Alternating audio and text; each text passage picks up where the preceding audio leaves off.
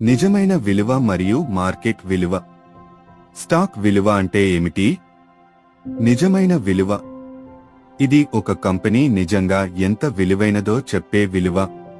Company భవిష్యత్తు వృద్ధి బలాల మీద ఆధారపడి ఇది లెక్కించబడుతుంది. ఇది ప్రతి వ్యక్తికి వేరు వేరు ఉండొచ్చు. ఇది ఎక్కడా కనిపించదు, మార్కెట్లో చెప్పరు. కంపెనీ గురించి బాగా విశ్లేషించిన తరువాత మాత్రమే తెలుస్తుంది. మార్కెట్ విలువ ఇది మనం టీవీలో లేదా మొబైల్ యాప్లో చూసే ప్రస్తుత స్టాక్ ధర. ఈ ధరకి ఆ స్టాక్ కొనుగోలు అమ్మకం జరుగుతుంది. ప్రశ్న: ఒక కంపెనీ స్టాక్కు నిజమైన విలువ ఎంత ఉంటుంది?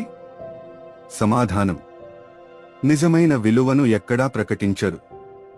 ఇది అంతర్భాగంగా ఉంటుందే కాని మార్కెట్ ధరలా కనిపించదు.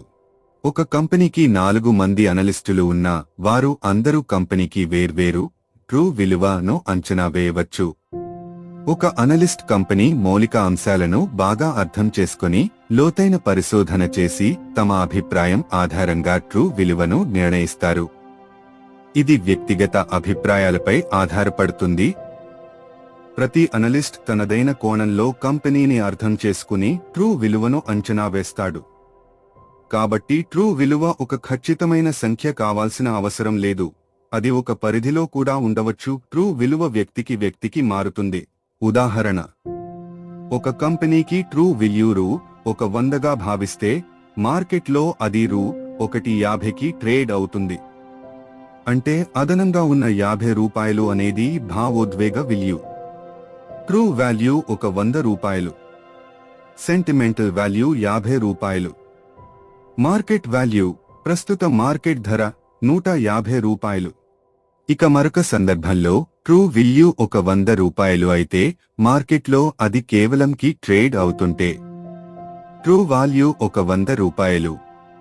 Sentimental value 50. మార్కెట్ వాల్యూ రూ.50. ఈ సందర్భంలో స్టాక్ నిజమైన విల్యూ కంటే తక్కువ ధరకు లభిస్తుంది, డిస్కౌంట్ మీద లభిస్తుంది. ముఖ్యమైన విషయం: వాల్యుయేషన్ అనే కళ చాలా ముఖ్యమైనది. మీరు ట్రూ విల్యూను అంచనా వేసి పెట్టుబడి తీసుకుంటే మంచి లాభాలు పొందవచ్చు. స్టాక్ మార్కెట్ యాప్స్ లేదా BSE వెబ్సైట్లో మీరు మార్కెట్ విల్యూ చూడవచ్చు.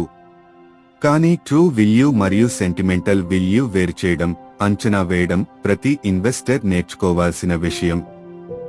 నిర్గమాలు లెర్నింగ్స్: దీర్ఘకాలంలో లాంగ్ రన్ మార్కెట్ ధరలు నిజమైన విలువ చుట్టూ తిరుగుతాయి. కొన్ని సమయాల్లో అది ఎక్కువ ఓవర్ వాల్యూడ్ లేదా తక్కువ అండర్ వాల్యూడ్ కావచ్చు. కానీ చివరికి అది నిజమైన విలువను అనుసరిస్తుంది. ఒక ఇన్వెస్టర్గా మన పని స్టాక్ అండర్ వాల్యూడ్ అయినప్పుడు గుర్తించి పెట్టుబడి పెట్టడం, లాభం పొందడం. మనం సాధారణంగా స్టాక్స్ అండర్ వాల్యూడ్ తక్కువ విలువ ఉన్నప్పుడు కొనాలి. ఎప్పుడూ బేర్ మార్కెట్ కోసం వేచి చూడటం సాధ్యం కాదు. కానీ బుల్ మార్కెట్ చివర్లో ఉన్న అధిక ధరల వద్ద మాత్రం పెట్టుబడి పెట్టడాన్ని నివారించాలి. వోరెన్ బఫెట్ సూక్తి: ఇతరులు భయంతో వెనక్కి తగ్గినప్పుడు మనం భయపడకుండా జాగ్రత్తగా పెట్టుబడి పెట్టాలి. ఇతరులు చాలా ఆశతో, అత్యాశతో పెట్టుబడి పెడుతున్నప్పుడు మనం జాగ్రత్తగా ఉండాలి.